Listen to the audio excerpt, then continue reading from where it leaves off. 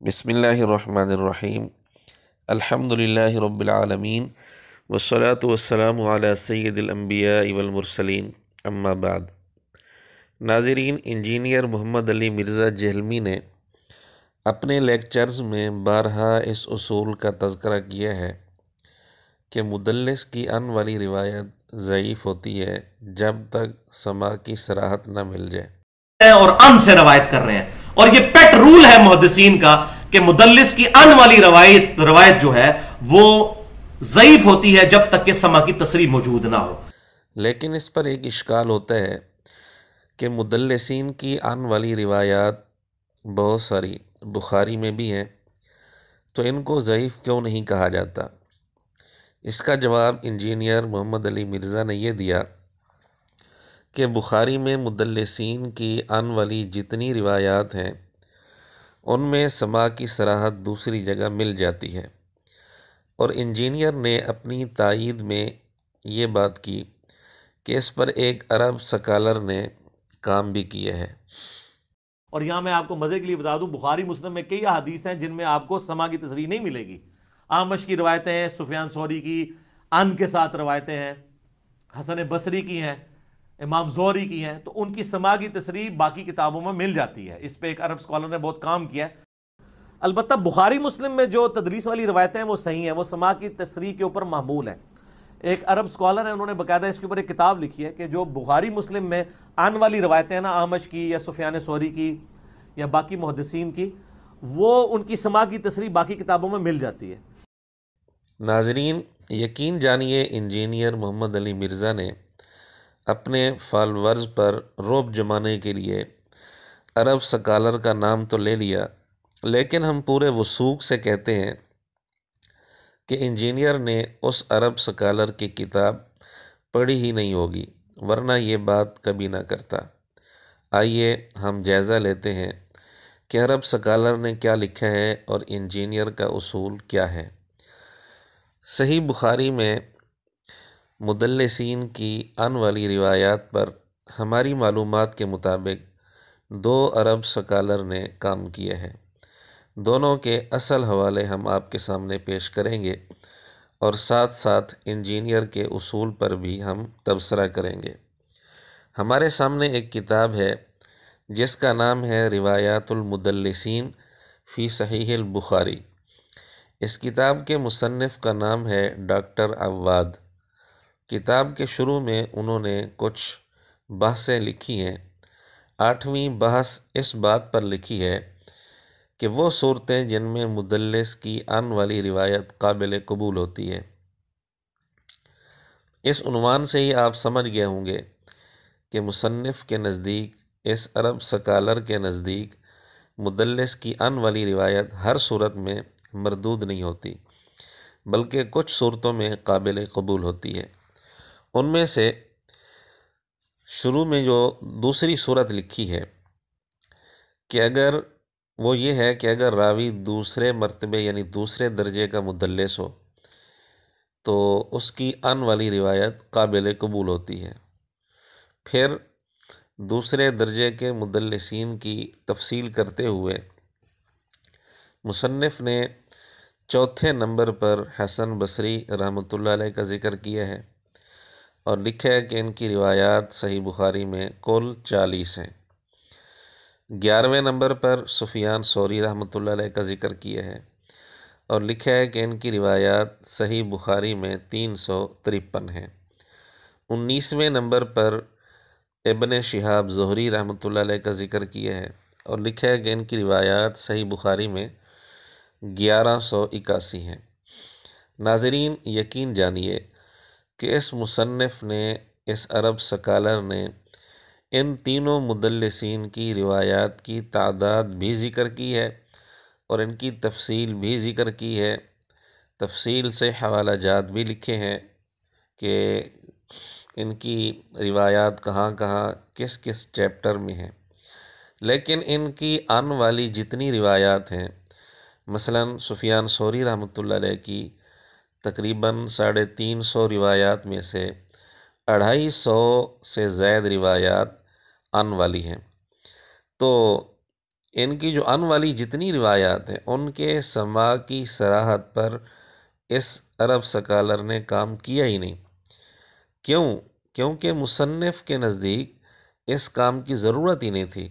وہ خود لکھ چکے ہیں کہ دوسرے درجے کے مدلسین کی ان والی روایات قابل قبول ہوتی ہیں، تو ان کے نزدیک ان راویوں کی خاص طور پر سفیان ثوری، ابن شہاب زہری، حسن بصری اور دیگر اسی درجے کے مدلسین، ان کی ان والی روایات میں سماع کی صراحت اس مصنف کے نزدیک تلاش کرنے کی ضرورت ہی نہیں تھی۔ اب دیکھیے کتنا فرق ہو گیا۔ انجینئر محمد علی مرزا کا اصول یہ ہے کہ کسی بھی مدلس کی ان والی روایت قابل قبول نہیں جب تک سماع کی صراحت نہ ہو، اور وہ اپنے فالورز کو یہ بتا رہے ہیں انجینئر صاحب کہ بخاری میں مدلسین کی ان والی روایات جتنی بھی ہیں ان کے سماع کی صراحت مل جاتی ہے۔ پھر انجینئر صاحب نے بعض مدلسین کا نام بھی لیا ہے، بالخصوص سفیان ثوری، ابن شہاب زہری، حسن بصری رحمۃ اللہ علیہم، اور پھر ساتھ یہ بھی بتایا کہ اس پر ایک عرب سکالر نے کام بھی کیا ہے۔ حالانکہ حقیقت یہ ہے کہ صحیح بخاری میں مدلسین کی ان والی بہت سی ایسی روایات ہیں جن میں سماع کی صراحت کہیں نہیں ملتی، جیسا کہ ایک عرب سکالر کی کتاب آپ کے سامنے پیش ہو چکی، اور ہم نے بالخصوص ان 3 محدثین کے متعلق کتاب میں سے دکھا دیا جن کا نام انجینئر صاحب نے لیا تھا، تو ہم نے کتاب میں دکھا دیا کہ ان کی ان والی روایات میں سماع کی صراحت پر اس نے کام نہیں کیا کیونکہ اس نے ضرورت محسوس نہیں کی۔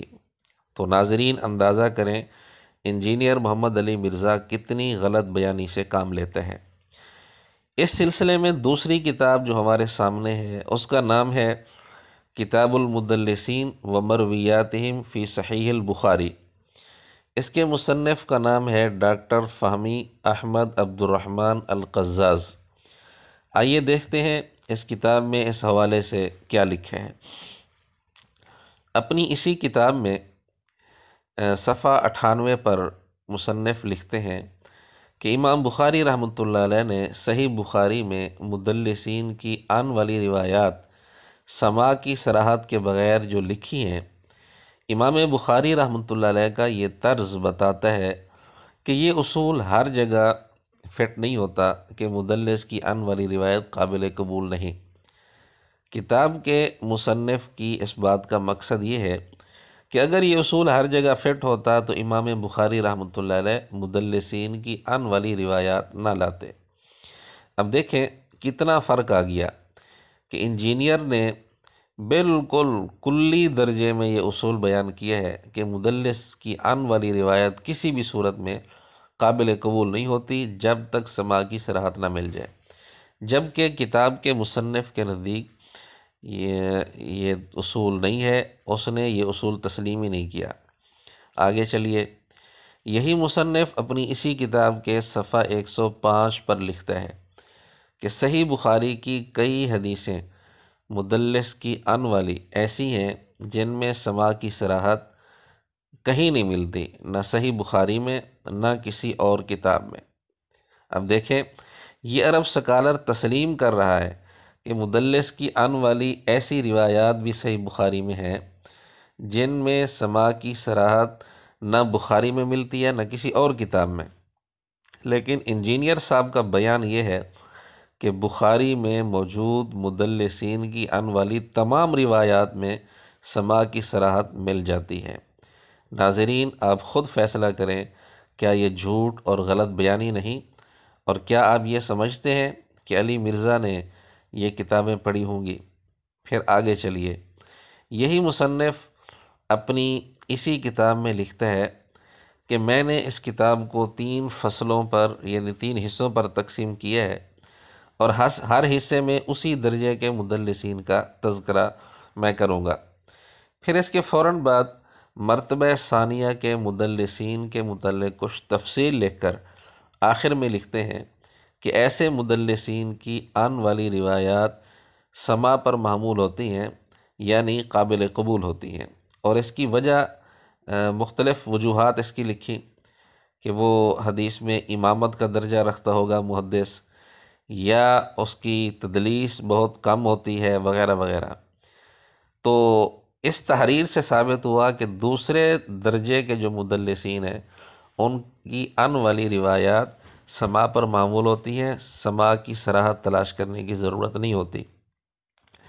پھر اسی مصنف نے اپنی اسی کتاب میں سفیان ثوری رحمۃ اللہ علیہ کی روایات کی تفصیل بیان کرنے کے بعد صفحہ نمبر 416 پر ان روایات کو ایک نقشے کی صورت میں ذکر کیا ہے، اور اسی صفحے پر عنوان میں یہ لکھا ہے کہ سفیان ثوری مرتبہ ثانیہ کے مدلس ہیں، یہ دوسرے درجے کے مدلس ہیں۔ تو اس مصنف کے نزدیک سفیان ثوری رحمۃ اللہ علیہ کی ان والی روایت قابل قبول ہوگی، جبکہ انجینئر کا جو ہے وہ اصول یہ ہے کہ سفیان ثوری کی ان والی روایت قابل قبول نہیں۔ آخر میں ہم مزید تسلی کے لیے صحیح بخاری میں موجود مدلسین کی ان والی بہت سی روایات میں سے صرف ایک روایت بطور نمونہ کے پیش کرتے ہیں، اور انجینئر محمد علی مرزا جہلمی سے مطالبہ کرتے ہیں کہ وہ اس روایت میں سماع کی صراحت صحیح بخاری میں یا دنیا کی کسی حدیث کی کتاب میں صحیح سند کے ساتھ دکھا دیں۔ صحیح بخاری حدیث نمبر 24 آپ کے سامنے ہے۔ ان رسول اللہ صلی اللہ علیہ وسلم مر علی رجل من الانصار وهو یعظ اخاہ فی الحیاء فقال رسول اللہ صلی اللہ علیہ وسلم دعہ فإن الحیاء من الایمان۔ اس کا خلاصہ یہ ہے کہ نبی پاک صلی اللہ علیہ وسلم ایک انصاری صحابی کے پاس سے گزرے، وہ حیا کے بارے میں اپنے بھائی کو نصیحت کر رہے تھے۔ نبی پاک صلی اللہ علیہ وسلم نے فرمایا اس کو چھوڑ دو کیونکہ حیا ایمان میں سے ہے۔ اس حدیث میں جو واقعہ مذکور ہے، یعنی نبی پاک صلی اللہ علیہ وسلم کا ایک انصاری صحابی کے پاس سے گزرنا اور انصاری صحابی کا اپنے بھائی کو نصیحت کرنا، اور نبی پاک صلی اللہ علیہ وسلم کا اس کو فرمانا کہ اس کو چھوڑ دے، یہ واقعہ صحیح بخاری میں بھی اور اسی طرح جس کتاب میں سند کے ساتھ موجود ہے، ہر جگہ اس کی سند میں ابن شہاب زہری راوی موجود ہے، اور ہر جگہ روایت ان سے ہے، اور انجینئر محمد علی مرزا زہری کا نام لے کر ان کو مدلسین میں شمار کر چکے ہیں۔ اگر انجینئر یا اس کے فالورز کو اس روایت میں کبھی بھی کسی بھی کتاب میں سماع کی صراحت صحیح سند کے ساتھ مل جائے تو بندہ کے واٹس اپ نمبر پر اطلاع فرمائیں، بندہ کو اس کا شدت سے انتظار رہے گا، اور اگر سماع کی صراحت نہیں ملتی تو مرزا جی ویڈیو کلپ میں علی الاعلان اس واقعہ کو ضعیف کہیں یا مدلس کی ان والی روایت کے متعلق اپنے بتائے ہوئے اصول سے رجوع کریں۔ اگر یہ بھی نہ ہو سکے تو پھر چلو میں پانی لے کر اپنی ناک اس میں ڈبو دیں، اور میرے خیال میں انجینئر صاحب کو یہ طریقہ ان کے لیے آسان ہوگا۔ ابھی تو صرف ایک مثال آپ کے سامنے پیش کی گئی ہے، اس طرح کی اور بھی کئی ساری مثالیں مل سکتی ہیں۔ سبحانک اللہم و بحمدک اشہد ان لا الہ الا انت استغفرک و اتوب الیک۔